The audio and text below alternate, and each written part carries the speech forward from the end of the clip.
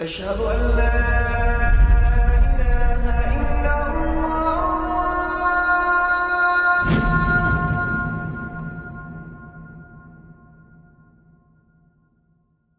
Raindrops media পরিবেশিত audio lecture series সিরাহ। এই সিরিজে আলোচিত হবে পৃথিবীর বুকে শ্রেষ্ঠতম মানুষ রাসূলুল্লাহ মুহাম্মদ সাল্লাল্লাহু আলাইহি ওয়াসাল্লামের জীবন কথা। ইন্নাল হামদালিল্লাহি ওয়াসসালাতু ওয়াসসালামু আলা রাসূলিল্লাহি ওয়া আলা আলিহি ওয়াসহাবিহি ওয়াসাল্লামা তাসলিমান কাসীরান মাজিদান ইলা ইয়াউমিদ্দিন, আম্মা বা'দ। নবীজি সাল্লাল্লাহু আলাইহি ওয়াসাল্লামের নবুয়তের আগের সময়টি ছিল এক অন্ধকারাচ্ছন্ন যুগ। কারো মাঝে সত্য মিথ্যার তারতম্য করার ক্ষমতা বাকি ছিল না বললেই চলে। তবুও আনাচে কানাচে তখনও ২-৪ জন লোক ছিল যাদের মাঝে হক ও বাতিলের বোধ বেঁচে ছিল। তাদের অন্তর তাদেরকে সত্যের দিকে, সরল পথের দিকে টেনে নিয়ে গেছে। এই লোকগুলোকে বলা হয় হানিফ, বহু বচনে হুনাফা। পবিত্র কোরআনের সূরা আল বাইয়িনাতে এই শব্দটির উল্লেখ আছে। এই পর্বে আমরা শুনব হুনাফাদের গল্প। পৌত্তলিক সেই সমাজে হাতে গোনা অল্প কজনই ছিলেন যারা তাওহীদে বিশ্বাস করতেন এবং শিরককে প্রত্যাখ্যান করেছিলেন। সমাজের কলুষতা তাদের অন্তরকে দূষিত করতে পারেনি। হুনাফাদের আলোচনায় প্রথম যে নামটি আসে সেটা হলো কোস ইবনে সাঈদা। তিনি কুরাইশদের কেউ ছিলেন না, ছিলেন বনু ইয়াদ গোত্রের। বলা হয়ে থাকে তিনি অনেক দিন বেঁচে ছিলেন, ৮০ বা ৯০, কেউ কেউ বলে থাকে ১০০ কিংবা ১৫০ বছর।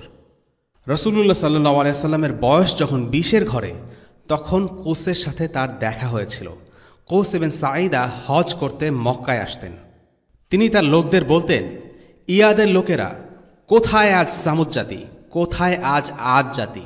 তোমাদের বাবারা আজ কোথায়? কোথায় তোমাদের দাদারা?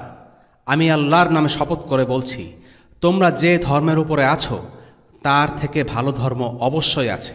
অর্থাৎ কৌস ইবনে সাঈদা তার গোত্রের পৌত্তলিক ধর্মের রীতিনীতি পছন্দ করতেন না। তিনি বুঝতে পেরেছিলেন তারা ভুলের ওপরে আছে। তার অন্তরে তাওহীদের চেতনা ছিল বলেই তিনি বুঝতে পারতেন তার গোত্রের লোকেরা ভুলের ওপরে আছে। কিন্তু যেহেতু তখন রাসূলুল্লাহ সাল্লাল্লাহু আলাইহি ওয়াসাল্লামের আগমন হয়নি, তাই আনুষ্ঠানিকভাবে তিনি ইসলাম গ্রহণ করেননি। প্রাক ইসলামী যুগে বিখ্যাত হুনাফাদের আলোচনায় যে ৪টি নাম আসে তারা হলেন Zayed ibn Amr ibn Nufail, Waraqa ibn Naufal, Ubaidullah ibn Jahash এবং ওসমান ইবনে আল হুয়ারিস। প্রথমে আসা যাক যায়েদ ইবনে আমর ইবনে নুফাইলের ব্যাপারে। যায়েদ ছিলেন কুরাইশ বংশের সন্তান, কিন্তু সত্যের সন্ধানে মক্কার বাইরে যাত্রা করেন। ইহুদিদের কাছে যান, তাদের কাছে ইহুদি সম্পর্কে জানেন। সব জানার পরে এই ধর্মের অনুসরণ না করার সিদ্ধান্ত নেন। এরপর তিনি যান খ্রিস্টানদের কাছে। খ্রিস্ট ধর্ম সম্পর্কে জানার পরেও তিনি পুরোপুরি সন্তুষ্ট হতে পারেননি, তাই খ্রিস্ট ধর্ম গ্রহণ করেননি। শেষ পর্যন্ত তিনি জানতে পারলেন নবী ইব্রাহিম আলাইহিসসালামের দ্বীনের কথা, যে দিনকে বলা হয়েছে হানিফিয়া বা একমাত্র আল্লাহ সুবহানাহু ওয়া তাআলার ইবাদতের দিন। তিনি ইব্রাহিম আলাইহিসসালামের দ্বীন অনুসরণ করার সিদ্ধান্ত নেন।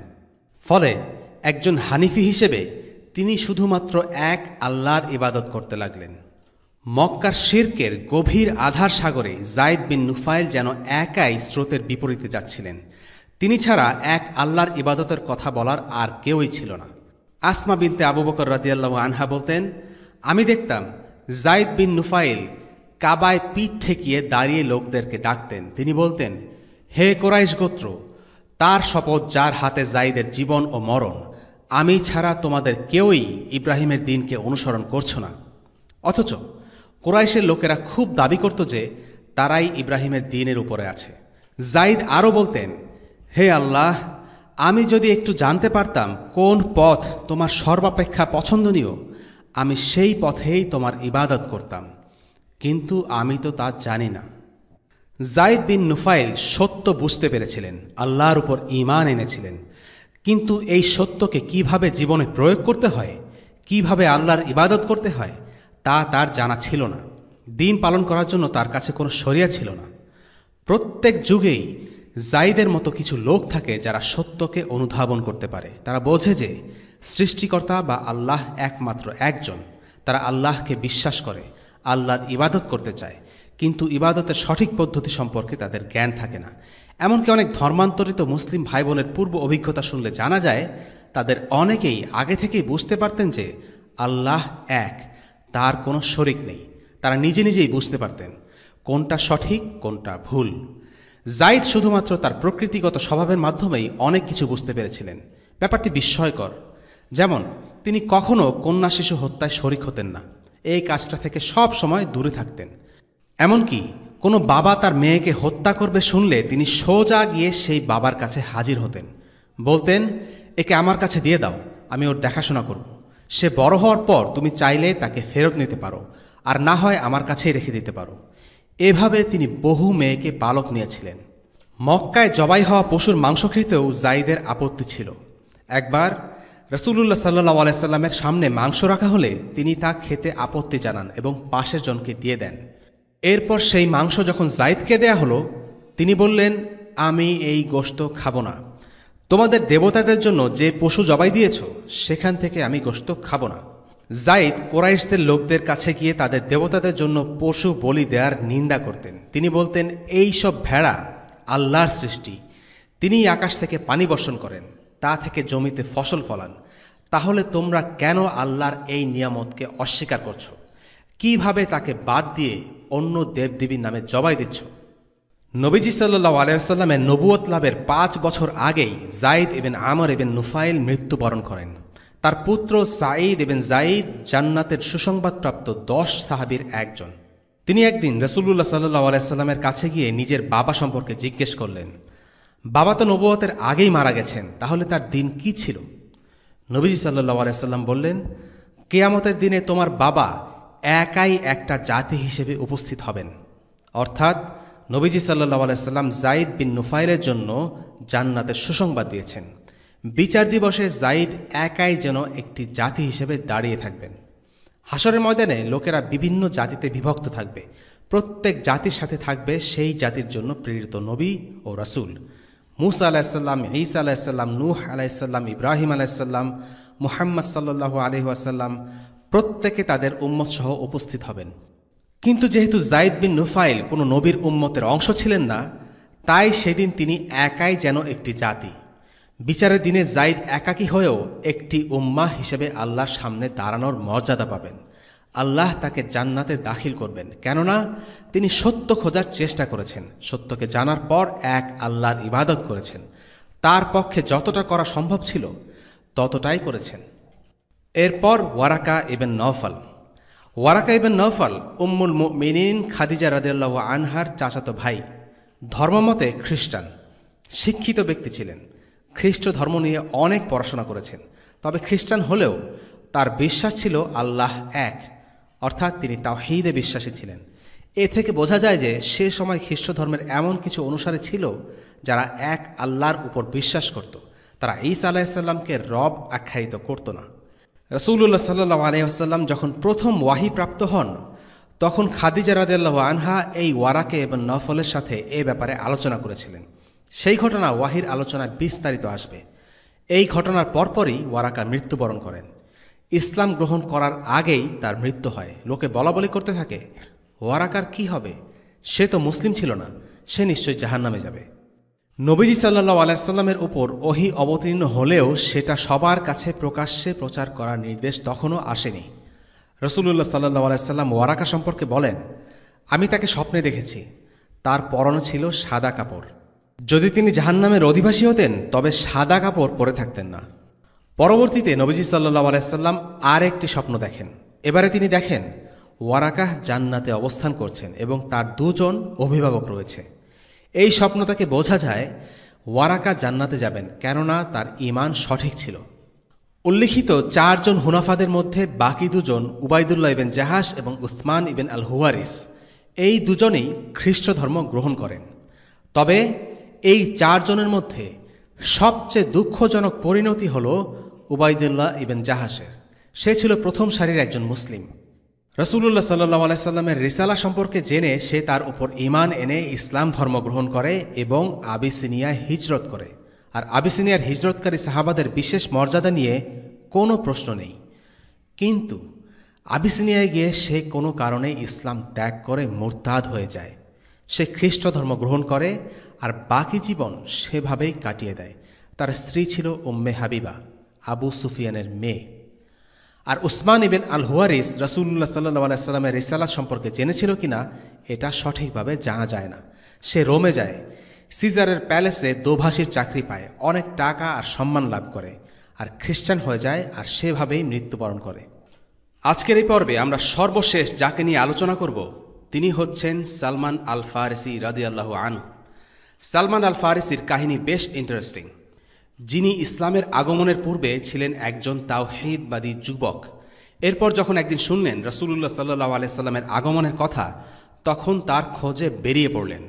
নানা চড়াই উতরাই পেরিয়ে রাসূলুল্লাহ সাল্লাল্লাহু আলাইহি সাল্লামের দেখা পান, হয়ে যান তার সাহাবী।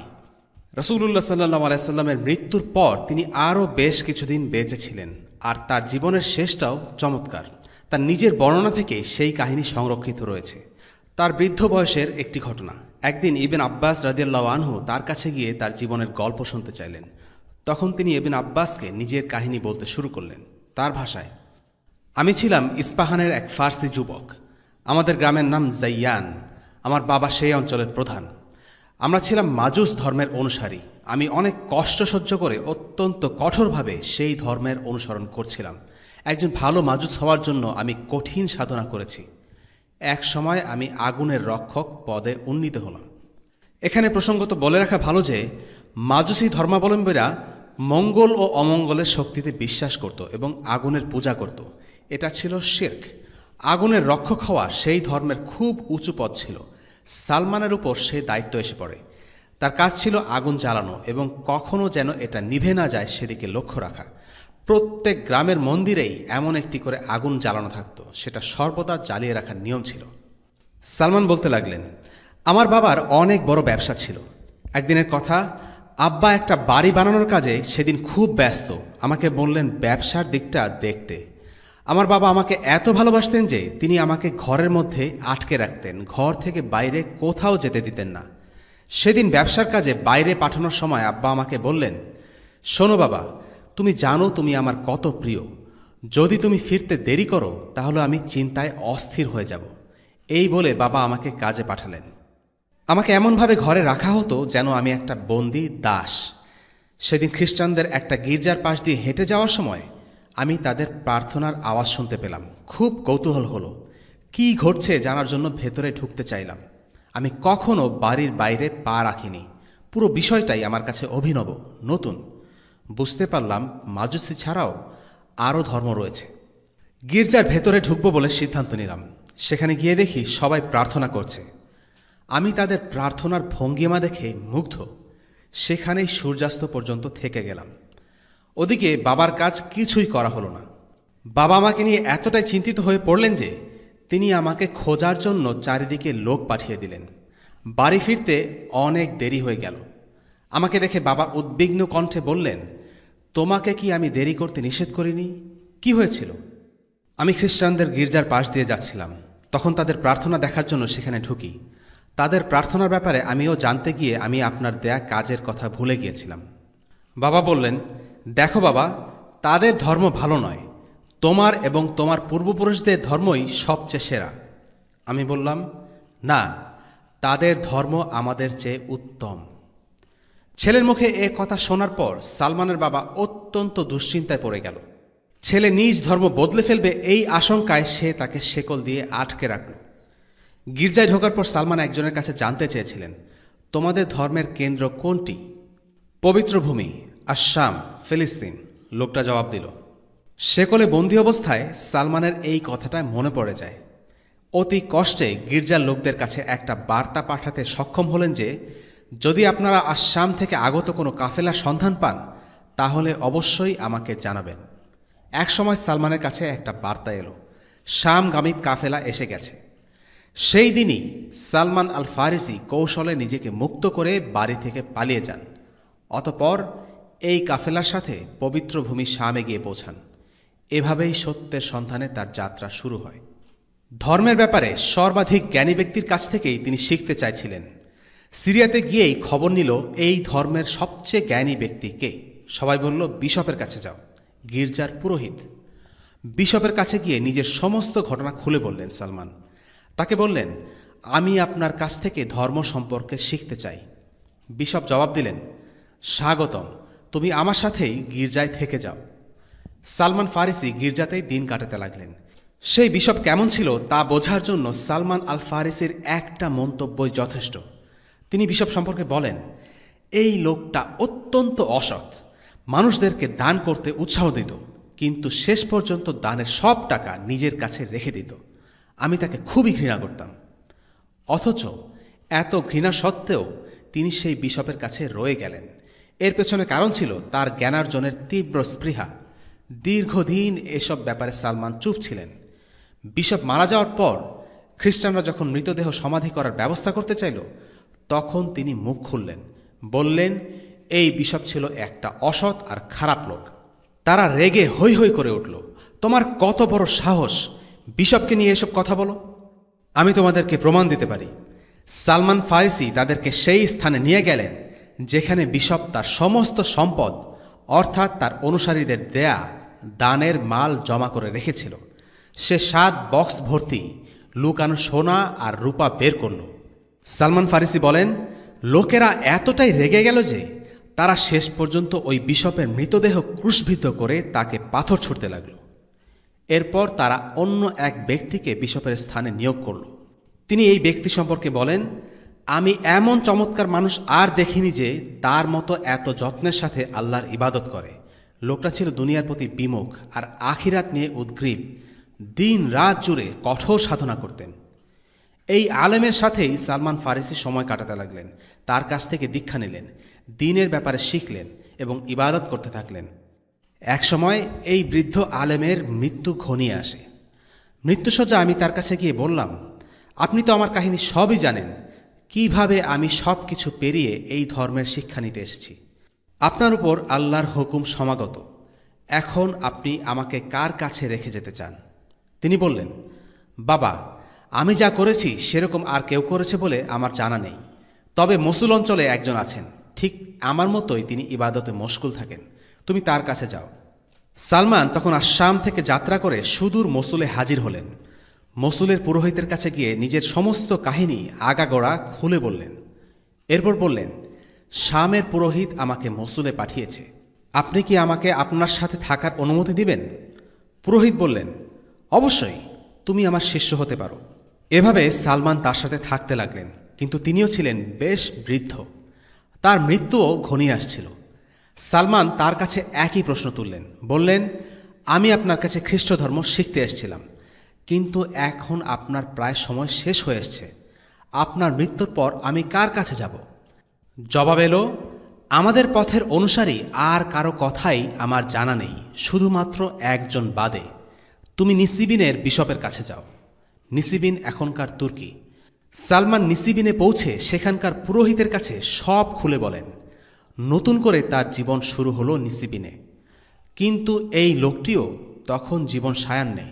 সালমানের উস্তাদদের যেন মৃত্যুর মেলা বসেছিল, সবাই মারা যাচ্ছিল একে একে। তাদের পরে ধর্মের অনুসরণ করার মতো আর কেউ ছিল না। নিসিবিনের পুরোহিত মৃত্যু সময় বলে গেলেন আমরিয়ার আলেম পুরোহিতের কাছে যেতে। সালমান ফারিসি আমরিয়ার দিকে পা বাড়ালেন। আমরিয়া হচ্ছে বর্তমান বাইজেন্টাইন। আমরিয়ায় জ্ঞান অর্জন ও ইবাদত বন্দেগীর পাশাপাশি সালমান নিজের একটা ব্যবসা আরম্ভ করলেন। লাভের টাকায় কিছু ভেড়া আর গরুও কিনলেন। এই শিক্ষকেরও শেষ সময় এগিয়ে আসলে তিনি পরবর্তী শিক্ষকের ব্যাপারে উপদেশ চাইলেন। আলেম উত্তর দিলেন, বাবা, আমার জানা মতে এমন কেউই নেই যার কাছে আমি তোমাকে পাঠাতে পারব, কিন্তু এখন নবী আগমনের সময় ঘনিয়ে এসেছে। তিনি আসবেন আরবদের মধ্য থেকে। এরপর সেখান থেকে এমন এক স্থানে যাত্রা করবেন, সেখানে থাকবে খেজুর গাছের সমাহার আর দুই পাশে থাকবে পাথুরে ভূমি। তিনি কিছু সুস্পষ্ট চিহ্ন ধারণ করবেন। তিনি উপহারের খাবার খাবেন, কিন্তু দানের বস্তু ফিরিয়ে দেবেন। তার দুই কাঁধের মাঝে নবুয়তের মোহর অঙ্কিত থাকবে। তুমি যদি পারো সেখানে চলে যাও। এখানে লক্ষণীয় আমরিয়ার আলেমের বক্তব্য। তিনি সালমানকে পরিষ্কারভাবে জানিয়ে দিলেন যে তাদের পথের অনুসারী আর জীবিত নেই। যারা ঈসা আলাইহিসসালামের দিনকে সঠিকভাবে মেনে চলতেন তারা সবাই মৃত্যুবরণ করেছে। আল্লাহর পক্ষ থেকে আবার নতুন বার্তা আসার সময় হয়ে গেছে। পৃথিবী এখন নতুন দিক নির্দেশনার জন্য অপেক্ষমান। রাসূলুল্লাহ সাল্লাল্লাহু আলাইহি সাল্লামের 3টি চিহ্নের কথাও সালমান ফারিসিকে বলা হয়। 1, তিনি হবেন আরব। তিনি এমন এক স্থানে সফর করবেন যেখানে অনেক খেজুর গাছ জন্মে, আর সেই ভূমির দুই পাশে হবে পাথুরে অঞ্চল। 2, তিনি লোকদের সাদাকা গ্রহণ করবেন না, কিন্তু উপহার নেন। 3, তার পিঠে 2 কাঁধের মাঝে অঙ্কিত মোহর, এটা হলো নবুয়াত বা রিসালাতের চিহ্ন। সালমান বলতে লাগলেন, আমি আরবে যাওয়ার পথ খুঁজতে লাগলাম। হঠাৎ কল্প গোত্রের একদল বণিকের সাথে আমার সাক্ষাৎ হলো। তাদেরকে বললাম, আমাকে তোমাদের সঙ্গে নিয়ে চলো, বিনিময়ে আমার সব সম্পদ তোমাদের, আমার গাভী ভেড়া সব তোমাদের, তোমরা শুধু আমাকে আরবে নিয়ে চলো। সুবহানাল্লাহ, অসাধারণ এই যুবক, অসাধারণ তার কাহিনী, সত্যের খোঁজে পথে পথে ফেরা জীবনের গল্প। লোকগুলো তাকে সাথে নিতে রাজি হলো, কিন্তু আরবে পৌঁছানোর পর বিশ্বাসঘাতকতা করতেও পিছপা হলো না। মুহূর্তের মধ্যে চোখ উল্টে ফেলল। ওয়াদি আল কুরা নামক এলাকায় এসে সালমানকে দাস হিসেবে এক ইহুদির কাছে বিক্রি করে দিল। ওয়াদি অর্থাৎ পাহাড়। তখনকার দাসপ্রথাটা এমন ছিল যে কেউ দাস একবার হলে সেখান থেকে আর মুক্তির কোনো পথ নেই। দাস দাসের কথা না কেউ শোনে না বিশ্বাস করে, তাই সে নিজেকে যতই স্বাধীন বলুক কেউ মানবে না। ইহুদি সেই লোক সালমানকে ওয়াদি আল কুরায় নিয়ে গেল। সালমান বলেন, আমি জায়গাটি দেখে ভাবতে লাগলাম, বোধহয় এই জায়গার কথাই পুরোহিত আমাকে বলেছিল। তখন আমার মালিকের এক জ্ঞাতি ভাই এসে আমাকে তার কাছ থেকে কিনে নিল। সে ছিল বনু কুরাইজার অধিবাসী। আশ্চর্যজনক হলেও সত্যি, এই বনু কুরাইজা গোত্রের লোকেরা বাস করত মদিনায়। সালমান তার নতুন মালিকের সাথে মদিনায় গিয়ে পৌঁছল এবং সঙ্গে সঙ্গে বুঝতে পারল এই জায়গায় তিনি খুঁজছিলেন। এই জায়গাটাই প্রচুর খেজুর গাছ আর 2 পাশে পাথুরে ভূমি। একদিকের অংশের নাম হলো আল হাররা আর গারবিয়া, আরেক দিক হলো আল হাররা আর শাকিয়া। এভাবে প্রাকৃতিকভাবেই মদিনার 2 সীমান্ত সুরক্ষিত ছিল। দক্ষিণ দিকে ছিল গাছগাছালির দেয়াল। রাসূলুল্লাহ সাল্লাল্লাহু আলাইহি সাল্লামের আগমন হলো। তিনি বছরের পর বছর মক্কায় কাটালেন, অথচ আমি এর কিছুই জানতে পারলাম না। দাসত্বের চাকায় পিষ্ট হয়ে আর কোনো দিকে খেয়াল করার অবস্থা আমার ছিল না। সালমান তখনও ইসলামের বার্তা সম্পর্কে কিছুই জানতেন না। সালমান বলেন, আমি একদিন খেজুর গাছের উপর চড়ে আমার কাজ করছি। আমার মালিক গাছের নিচেই বসা। তার এক চাচাতো ভাই এসে রাগত স্বরে বলতে লাগলো, ইয়া মাবুদ, কায়লার বংশধরদের উপর গজব পড়ুক। কোনো এক মক্কার লোক নিজেকে নবী বলে দাবি করছে, আর তার জন্য ওরা কুবায় লোক জড়ো করছে। আউস ও খাজরাজ গোত্রের লোকরা কায়লার বংশধর নামে পরিচিত ছিল। সালমান বললেন, কথাটা কানে আসা মাত্র বুকের মধ্যে যেন ধক করে উঠল। আমি কাঁপতে শুরু করলাম। এত বেশি কাঁপুনি হচ্ছিল যে মনে হচ্ছিল গাছ থেকে সরাসরি আমার মালিকের উপরে গিয়ে পড়ব। এই এক মুহূর্ত, যার জন্য বছরের পর বছর সালমান ফারিসি অপেক্ষা করেছেন। ঘর ছেড়েছেন, পরিবার ছেড়েছেন, অজানা অচেনা কত জায়গায় ঘুরে ফিরেছেন, শুধু সত্য জানার আশায়। পারস্য ছাড়লেন, শামে গেলেন, সেখান থেকে তুরস্ক, তারপর ইরাক, শেষমেশ আরবে এসে পৌঁছালেন। আর আরব ভূমি ছিল পুরো দুনিয়া থেকে প্রায় বিচ্ছিন্ন একটি এলাকা, আর পার্শ্ববর্তী পারস্য আর রোম থেকেও বহু দূরে। এই দূর পরবাসে সালমান একটা দাস হয়ে থেকে গেলেন শুধুই সত্য জানার জন্য। চিন্তা করা যায় তিনি কি পরিমাণ একাকী বোধ করেছেন, ঘরের জন্য তার মন কতটা আনচান করেছে। অবশেষে তিনি তার আরাধ্য সংবাদটি শুনলেন। আমি দৌড়ে গাছ থেকে নেমে এলাম। ওই লোকের কাছে গিয়ে প্রশ্ন করতে শুরু করলাম। আমার মালিক আমার ঘাড় ধরে টেনে এনে মুখের উপর ঘুষি বসালো। বলল, এত কিছু তোর জানার দরকার নেই, যা কাজে যা। সেদিন সন্ধ্যার দিকে কিছু খাবার প্রস্তুত করে নিয়ে আমি কুবার দিকে রওনা হয়ে গেলাম। কুবা এলাকাটা মদিনার বাইরে, পৌঁছতে রাত হয়ে গেল। রাসূলুল্লাহ সাল্লাল্লাহু আলাইহি ওয়াসাল্লামের কাছে গিয়ে বললাম, আমি শুনেছি আপনি খুব সজ্জন, অচেনা অসহায় লোকদেরকে আপনি নিজের সঙ্গী বানিয়ে নেন। আমি কিছু খাবার সাদাকা করতে চাই। আমার মনে হয় আপনি এটা সবচেয়ে উপযুক্ত। এই বলে তার হাতে খাবারগুলো দিয়ে দিলাম। রাসূলুল্লাহ সাল্লাল্লাহু আলাইহি ওয়াসাল্লাম খাবারগুলো নিলেন। এরপর তার সঙ্গীদেরকে সেখান থেকে খেতে বললেন, কিন্তু নিজে তাদের সাথে খেতে বসলেন না। এটা ছিল প্রথম চিহ্ন।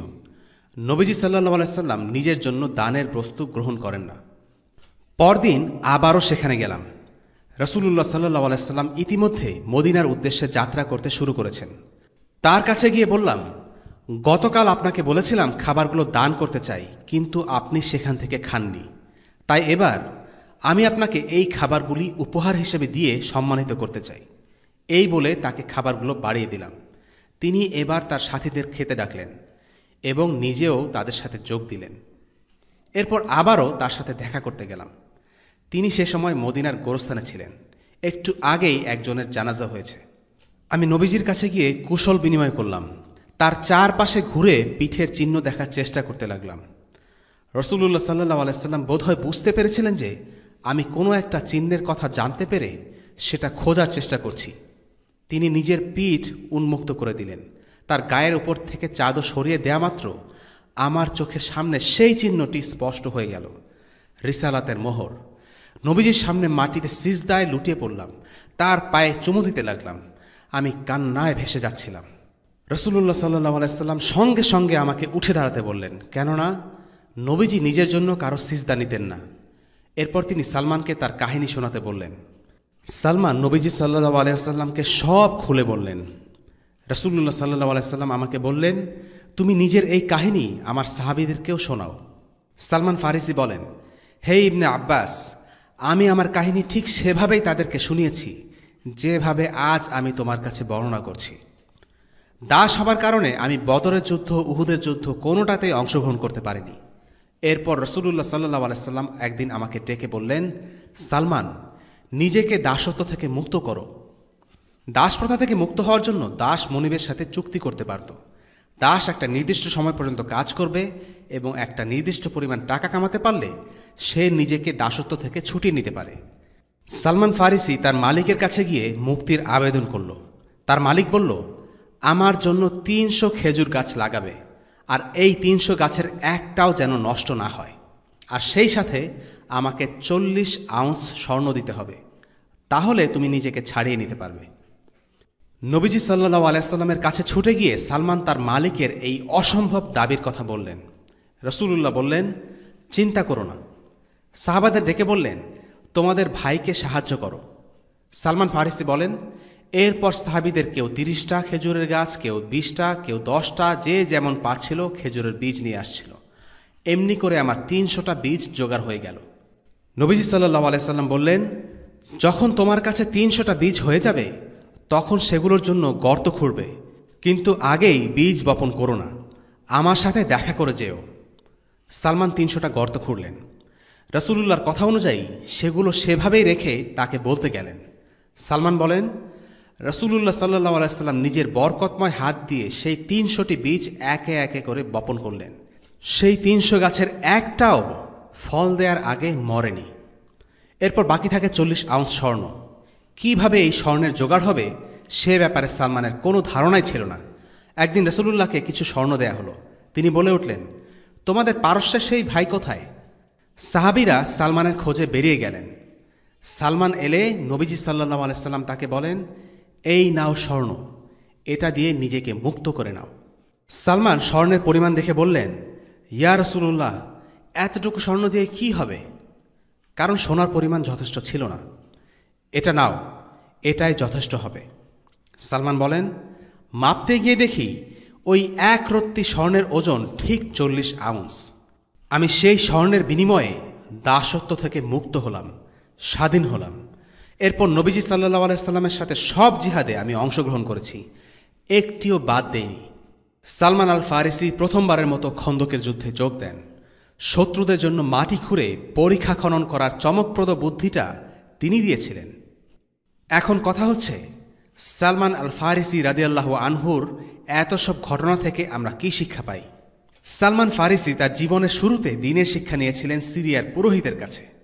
সালমান তার সম্পর্কে বলেন, আমি তার সাথে ছিলাম, কিন্তু সে ছিল অসৎ এক লোক, মানুষের থেকে দান খয়রাত চাইত। এরপর সেগুলো গরিবদের মধ্যে না বিলিয়ে নিজের জন্য জমা করে রাখত। এইভাবে 7 বক্স ভরা সোনা আর রূপা তার কাছে জড়ো হলো। তার এই সব কাজ দেখার পর আমি তাকে প্রচণ্ড ঘৃণা করতাম। একজন মানুষ সত্য জানার জন্য পথে পথে ঘুরছে, অথচ শেষমেশ সে এমন এক লোকের সন্ধান পায় যে বাইরে আলেম, ভেতরে অসৎ। সত্য জানার প্রতি বিতৃষ্ণা এনে দেওয়ার জন্য যা কিছু দরকার তার সব কিছুই সেই পুরোহিতের স্বভাবে উপস্থিত ছিল। কিন্তু সালমান ফারিসি ছিলেন নিজের লক্ষ্যে অবিচল, দৃঢ়। তার সত্যকে খুঁজে বের করার আগ্রহ এতই প্রবল ছিল যে এসব দেখেও সত্য খোঁজার ব্যাপারে তিনি বিরত হননি। আজকাল দেখা যায় যে মুসলিমদের কাজের কারণে লোকেরা ইসলাম থেকে দূরে সরে যায়, লোকে বলে মুসলিমদের আচরণের জন্যই মানুষ ইসলাম গ্রহণ করছে না। এ কথাটা কিছুটা অংশে সত্য হলেও পুরোপুরি সঠিক নয়। কেউ যদি সত্য পথ খুঁজে বের করার জন্য সত্যি আন্তরিক হয়, তবে তার জন্য বোঝা প্রয়োজন যে সমাজের সবাই সত্যের অনুসারী নাও হতে পারে। তাই কোনো ব্যক্তি বা দল ভুল মানে এই না যে সেই ধর্মও ভুল। সালমান ফারিসি একটা অসৎ লোকের দেখা পাওয়ার পরেও সঙ্গে সঙ্গে খ্রিস্ট ধর্মকে বাতিল মনে করেননি, বরং তিনি সত্যকে জানার জন্য আরও উঠে পড়ে লেগেছেন। সেই লোকের সাথেই থেকে গিয়ে আরও ভালো কিছু সন্ধান করেছেন। আল্লাহ আজ্জা ওয়া জাল তাকে এই ধৈর্যের পুরস্কার দিয়েছেন। সালমান পরবর্তীতে খ্রিস্ট ধর্মের শ্রেষ্ঠ আলেমদের থেকে ইলম অর্জন করার সুযোগ পেয়েছেন। লোকেরা সেই দুর্বৃত্ত পুরোহিতের বদলে এমন একজনকে নিয়োগ দেয় যাকে দেখে সালমান বলেছিলেন, মুসলিমদের সাথে সাক্ষাৎ হওয়ার আগ পর্যন্ত তার দেখা সবচেয়ে উত্তম লোক ছিলেন তিনি। আল্লাহ সুবহানাহু ওয়া তাআলা কোরআনে বলেছেন, والذين اهتدوا زادهم هدى وآتاهم تقواهم আর যারা সৎ পথ প্রাপ্ত হয়েছে আল্লাহ তাদের সৎ পথে চলা শক্তি বৃদ্ধি করেন আর তাদের প্রদান করেন তাকওয়া। সূরা মুহাম্মদ আয়াত 17। পুরো ঘটনা থেকে আরও কিছু শিক্ষা গ্রহণ করা যায়। প্রথমত, যারা হিদায়াতের খোঁজে থাকে তাদেরকে হিদায়াত দেয়া হয়, কিন্তু আল্লাহর হিদায়াত পাওয়ার জন্য নিজেদেরকেও পরিশ্রম করতে হবে। যখন কেউ আল্লাহর জন্য কষ্ট করবে, ত্যাগ স্বীকার করবে, তখন তার পুরস্কার হবে অসামান্য। যদি কেউ আল্লাহর দিকে হেঁটে অগ্রসর হয়, আল্লাহ তার দিকে দৌড়ে আসবেন, কিন্তু মানুষকেই প্রথম ধাপটি নিতে হবে। সালমান ফারিসি ধীরে ধীরে ঠিকই ইসলামকে খুঁজে পেয়েছিলেন, যদিও তিনি প্রথমে ছিলেন এমন একটি জায়গায় যা ইসলাম থেকে শত শত মাইল দূরে অবস্থিত। দ্বিতীয়ত, কারো ভুল কাজ যেন আমাদেরকে দমিয়ে না দেয়। ধর্ম তাদের অসৎ কাজের উৎস নয়, সালমান ফারিসি এটা বুঝতে পেরেছিলেন, আর তাই একজন অসৎ লোকের কারণে সেই ধর্মকেই অবিশ্বাস করা শুরু করে দেননি। একটা পুরোহিত খারাপ বলেই তিনি আশা হারিয়ে ফেলেননি। সত্য জানার আগ্রহ যেন মানুষের ভুল কাজ নিয়ে আমাদের মধ্যে বিতৃষ্ণা বা ঘৃণাকেও ছাপিয়ে যায়, এটা খুবই দরকার। তৃতীয়ত, মুসলিমদেরকে নতুন মুসলিমদের পাশে দাঁড়াতে হবে। তাদের সুবিধা অসুবিধা দেখার দায়িত্ব মুসলিম সমাজের। রাসূলুল্লাহ সাল্লাল্লাহু আলাইহি সাল্লাম স্বয়ং সালমানকে সাহায্য করেছেন, সাহাবীদেরকেও সহযোগিতা করতে বলেছেন। নতুন ইসলাম গ্রহণ করার পরে বেশিরভাগ সময়ই আর্থিক সাহায্যের দরকার হয়। নমুসলিমদেরকে আর্থিকভাবে সাহায্য করাও এক ধরনের দাওয়া, খালি মুখের কথায় দাওয়া হয় না। যারা সম্প্রতি ইসলাম গ্রহণ করেছে তাদের দায়িত্ব নেওয়াও এর অন্তর্গত। সাহাবীদের জীবনের দিকে লক্ষ্য করলে দেখব, নতুন মুসলিমদের অনেকেরই সাহায্যের প্রয়োজন ছিল। বিলাল রাদিয়াল্লাহু আনহু ছিলেন একজন দাস, আবু বকর রাদিয়াল্লাহু আনহু তাকে মুক্ত করেন। প্রথম যুগের অনেক মুসলিমই দাস ছিল। এই রকম অবস্থায় বড় ধরনের সহযোগিতার দরকার পড়ে, আর এই সহযোগিতাটুকু না দিলে দিন গ্রহণের প্রাথমিক সময়টা এতই কঠিন হয়ে পড়ে যে অনেক সময় তারা দিন থেকেই সরে যায়। আমেরিকার একটা পরিসংখ্যান থেকে জানা যায়, বেশ উল্লেখযোগ্য পরিমাণ নতুন মুসলিমরা শেষ পর্যন্ত ইসলাম ছেড়ে দেয়। ইসলাম গ্রহণের পর তাদেরকে ঘর থেকে বের করে দেয়া হয়। পরিবারের আপন মানুষগুলো পর হয়ে যায়, তাদের সামাজিক অবস্থান বদলে যায়। তাই এরকম পরিস্থিতিতে তাদের অনেক সহানুভূতি ও সহযোগিতার প্রয়োজন। রাসূলুল্লাহ সাল্লাল্লাহু আলাইহি ওয়াসাল্লাম বলেন, কয়েকটি ব্যাপার চলে আসার আগেই তোমরা ভালো কাজ করে নাও। দারিদ্র তোমাকে বিস্মরণ করিয়ে দেওয়ার আগেই সৎ কাজ করো। যখন কারো পেট খালি থাকে তখন আধ্যাত্মিকতা, ইলম অর্জন এসবের প্রতি সে আকর্ষণ বোধ নাও করতে পারে। তাই মানুষের প্রয়োজনের দিকে নজর রাখাটাও দাওয়া দেয়ার এক অবিচ্ছেদ্য অংশ। ওয়াসাল্লাল্লাহু তাআলা আলা খায়রি খালকিহি সাইয়্যিদিনা মুহাম্মদ ওয়া আলা আলিহি ওয়াসহাবিহি ওয়াসাল্লাম। আলহামদুলিল্লাহি রাব্বিল আলামিন। আসসালামু আলাইকুম ওয়া রাহমাতুল্লাহি ওয়া বারাকাতুহু। রেইনড্রপস মিডিয়ার অন্যান্য প্রজেক্ট সম্পর্কে জানতে ভিজিট করুন www.raindropsmedia.org অথবা ফেসবুক পেজ www.facebook.com/raindropsmedia অথবা ইউটিউব চ্যানেল www.youtube.com/raindropsmediaorg2015